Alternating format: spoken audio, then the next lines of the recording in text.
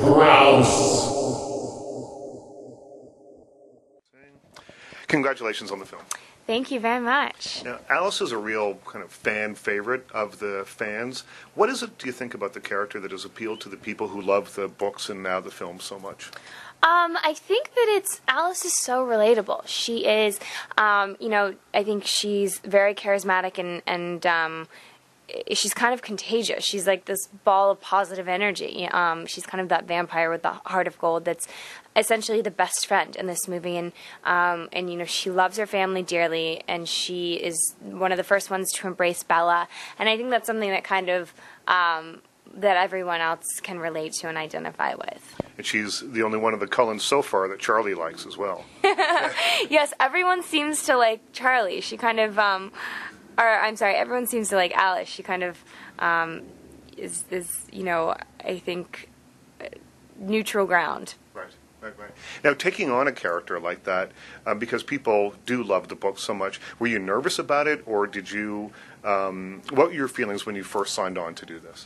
I was super nervous for a lot of different reasons. I was working in a restaurant before I did Twilight, so it was, I had done things here and there, but something to this caliber I'd never done, and she was such an incredible character, and there's so many ways to mess things up, and I really didn't want to, and whenever you do have something that is so specific because it's in a book, you want to live up to those expectations, and then you pile on our fan base, and every day, like, new things on the web kept picking up and popping up, and I was like, this is not normal. And so there was just a lot of expectations that we didn't necessarily know going into it. But the more and more I work with Alice, and the fans have embraced me, and they're so positive, and they're very loyal, and so now I look at them. I'm not afraid of them anymore. I'm really excited to have them behind me. Yeah, what was it like? Because, as you said, you were working in a restaurant. The movie comes out, and all of a sudden your life has to be turned upside down. What's it like? Can you go out and eat regular, like sort of without sort of wearing a big hat and huge glasses and try and hide yourself a little bit? Sometimes you just can't win, but a lot of times there are ways around it. There are places and dives that you can go.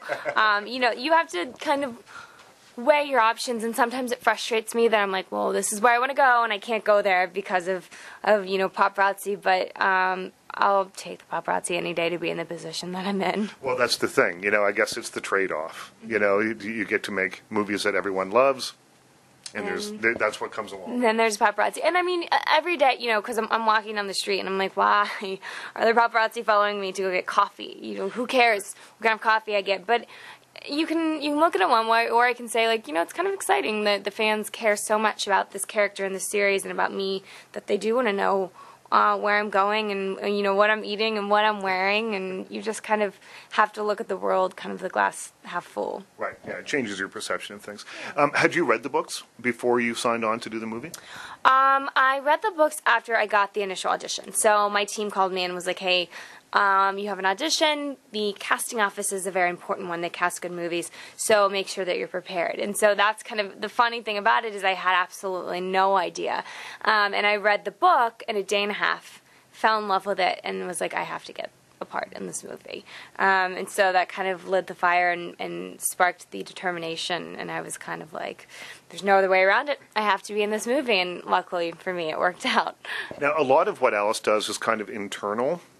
She sees visions, or she can connect with people. How, as an actor, did you come up with a way of sort of adding a physical element to that? Because we can tell when she's getting a vision, but it's not huge. It's it. And because it probably happens to her a lot as well. So just so that she can function, I guess, in a day-to-day way, it couldn't be over the top or big and grand. Otherwise, she wouldn't be able to be around other people at all. Yes, and that's something that we definitely discussed. And when in Circles over was, how do you portray this on screen so people know what's going on? How would this affect a vampire?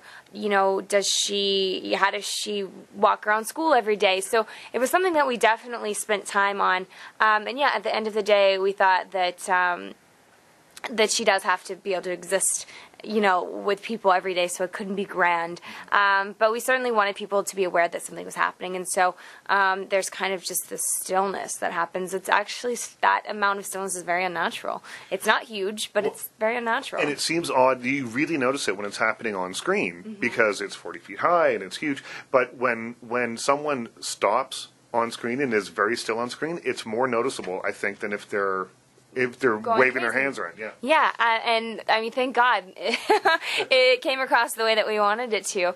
And then, of course, the other thing is that you really have to have something going on in your head. Like, you can't just stop and have nothing going on behind your eyes. So we found out what she was going to do physically, and then I had to create this whole world in my head of what is going on when Alice is sitting there lifeless. Right.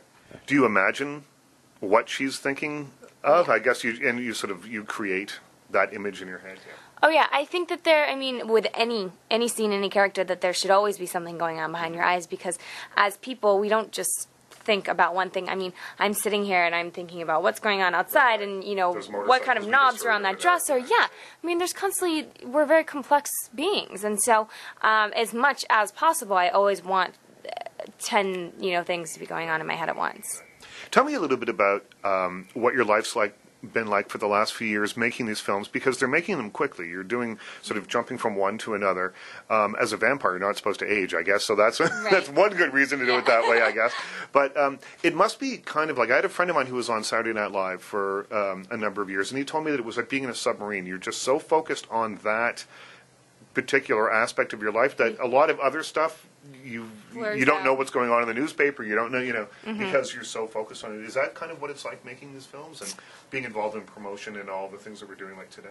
Yeah, it's certainly. I will say I have to have some kind of type of separation because I don't ever want it to become.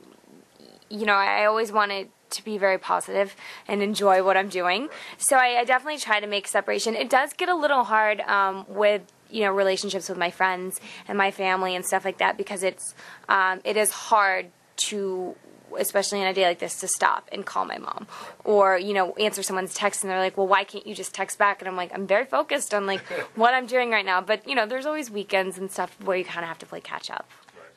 This is the second to the last film, and it feels a little different than the other ones. It's a different director.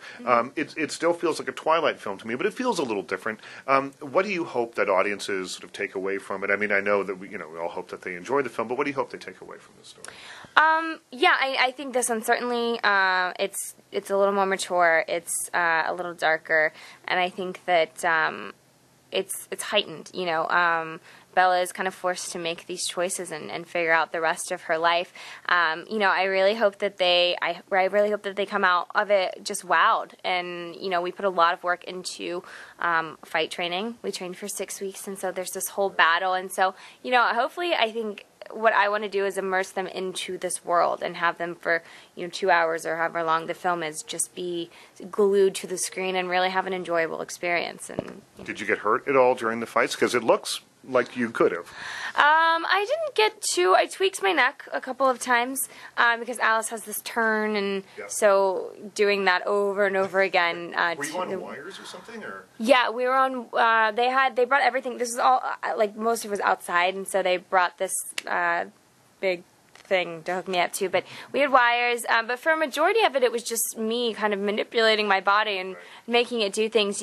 They worked with us each specifically on our character and how they would fight, and so Alice was a little more acrobatic, and so there was a lot of, I had to kind of, the first week I think was the hardest because I had to train, a lot of it's muscle memory and training your body, how to do things, and for the first week my body was like, that is not normal. You are not supposed to throw yourself on the ground. Right. Thank you so much. Thank you. Richard Crouse.